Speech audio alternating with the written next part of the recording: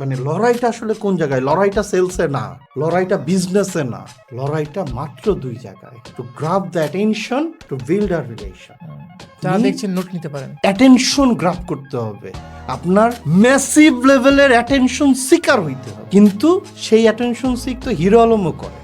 আমি ওনাকে মানে ছোট করার জন্য বলছি না, ওনার প্রতি আমার রেসপেক্ট আছে, ওনার নিজস্ব একটা ওয়ে আছে। এখন আপনি কাদের অ্যাটেনশন সিক করতে চাচ্ছেন সেইটার উপর ডিপেন্ড করবে আপনার স্টাইলটা কি হবে। কারণ মার্কেটিং এর সেন্সে যতক্ষণ পর্যন্ত এটা বৈধ, রুচিসম্মত এবং হচ্ছে যে সংস্কৃতি এবং ধর্ম সম্পদ, ততক্ষণ পর্যন্ত কোনো কিছুরই আমরা নেগেটিভ বলি না। কিন্তু আমি যদি মানে ক্লাস অনুসারে আমি যদি হচ্ছে যে লোয়ার মিডল ক্লাস ইকোনমি লেভেলের পিপলের অ্যাটেনশন সিক করতে চাই, তার জন্য আমার প্রেজেন্টেশন হবে একরকম।